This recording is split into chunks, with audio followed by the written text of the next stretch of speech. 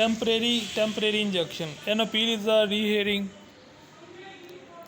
and the parties cannot produce additional evidence as or right before. The appellate court order 41 rule 27 provide a general rule that the additional evidence cannot be produced before the appellate court and it is also provide the exception to the general rule.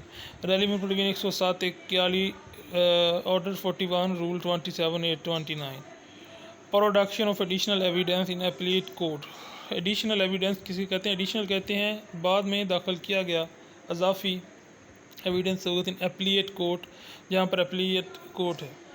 General rule उसका क्या है? The parties to an appeal shall not to entitle to produce additional evidence further oral और documentary to the appellate court.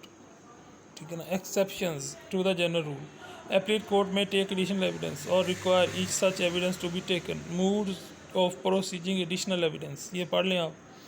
Circumstances in which additional evidence be allowed. Refusal to admit evidence by the trial, यानी कि refuse किया गया था तो admit evidence की evidence नहीं दिया जाएगा बाय ट्रायल के ज़रिए। Appellate court requires evidence in order to pronounce judgment. Attraction in of this class, test to allow evidence.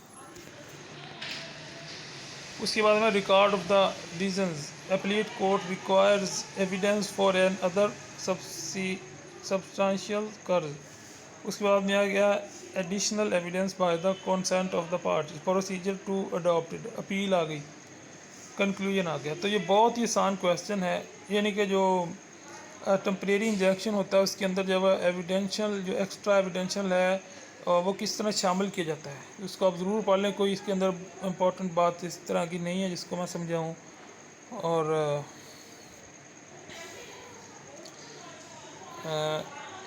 Additional evidence के बारे में ये क्वेश्चन है, ज़रूर पढ़ लें। Thanks for watching.